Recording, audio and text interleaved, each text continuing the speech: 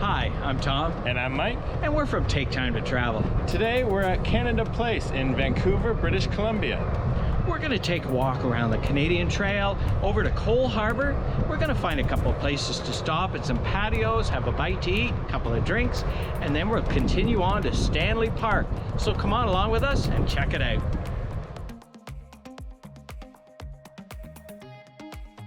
We were lucky enough to have beautiful weather during our walking tour. So we saw some pretty amazing views across the water.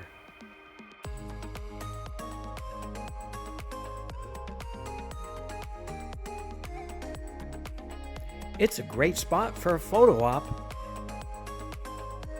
But let's keep going and make our way down along the Canadian Trail, past Canada Place, and over towards the Vancouver Convention Centre's West Building.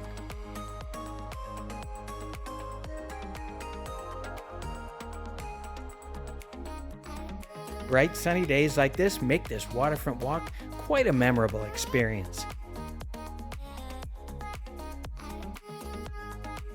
That big blue sculpture that looks like a raindrop is 65 feet tall and is called the Drop. It was designed by a group of German artists known as Ingus ID. I'm not sure if I'm pronouncing that right. It looks pretty nice, but I think that I prefer this spectacular view. Now let's go find a nearby patio to enjoy it. We tried Tap and Barrel, which is located on the other side of the convention center. It has some great patios. We got there as soon as it opened and got a nice spot right by the railing. On one side, we have the patio with the bright red umbrellas, with the Coal Harbour towers poking through behind. And on the other side, you have beautiful water and mountain views where you can watch seaplanes landing and taking off. That's pretty hard to beat. We started with a couple of their raspberry crush drinks, followed by the ahi tuna poke bowl with pineapple and avocado, as well as the spicy tuna burger with seared ocean-wise ahi tuna. Everything was great, and we really enjoyed our meal at Tap and Barrel. But the best part was the view. Next, we'll continue our journey past the seaplanes and over to Coal Harbour's Seawall Water Walk. Along here, you get to enjoy the nicely landscaped walkway with modern skyscrapers poking up behind. There's also parks and water fountains, and on the other side, you get the same great waterfront and mountain views. It's a pretty nice contrast. This shed on stilts is a sculpture by Liz Magor called Light Shed that was installed in 2004. I think it's pretty cool. It overlooks the Coal Harbour Marina, which has 7 large docks lined with lots of high-end boats and yachts. I'll take this white and beige one, please. If you do this harborfront walk in the spring, you'll also get to see some pretty cherry blossoms lining this walkway. You get some really phenomenal views from the other side of the Coal Harbour Marina too. But let's keep going. I think it's time for another meal.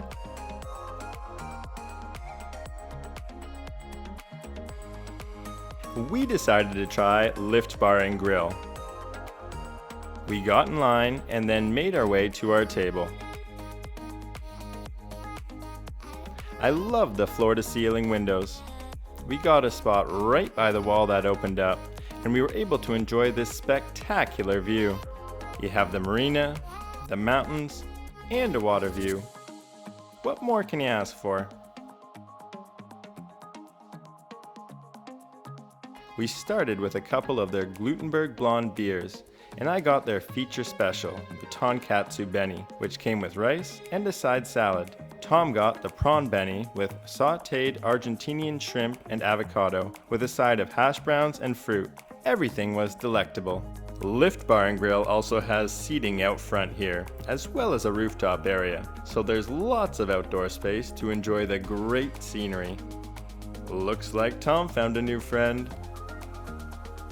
After that lovely meal, We made our way past the Bayshore West Marina towards Stanley Park.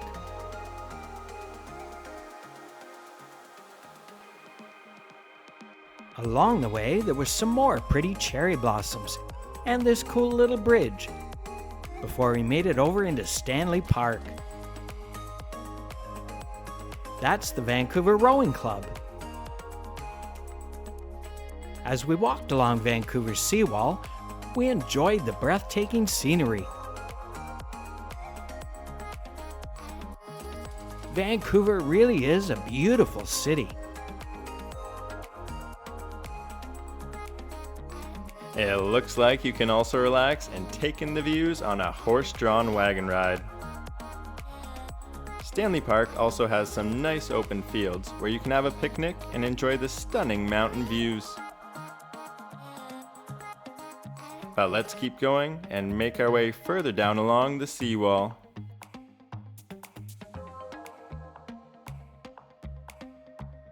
Not too much further are these cool totem poles sourced from remote areas in British Columbia. Moving along, Hallelujah Point has great views of Vancouver's skyline. And here's the 9 o'clock gun, which is a 12-pound muzzle-loaded naval cannon, which was used to accurately set time. On the other side of Stanley Park, there's Lost Lagoon. And in the spring, there are tons of blooming plants. Here are a few of my favorites. If anyone knows what kind of flowers these are, please let us know in the comments section down below.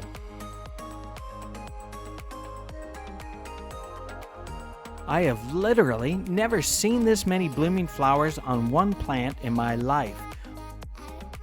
The nature in BC is incredible.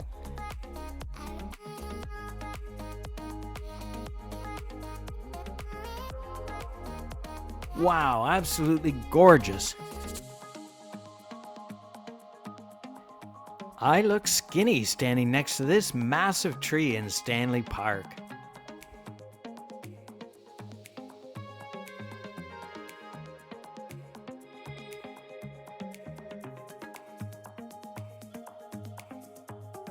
We kept going along the seawall and passed by Second Beach before making it to English Bay Beach.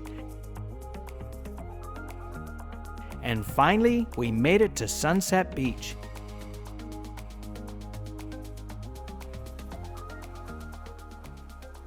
Now that was the Burrard Street Bridge, which is just past Sunset Beach, which is actually where we started our last video on our trip to Granville Island. If you want to see what Granville Island is all about, make sure to check out our video on it. We'll put a link in the description section down below. We had a lot of fun making today's video as usual, and we hope you enjoyed watching it too. If you did, we'd really appreciate it if you would like, subscribe, and hit the bell for notifications of our future videos. It really helps with the YouTube algorithm, and it helps our small channel to grow. And remember, take time to travel. Catch you on the next one.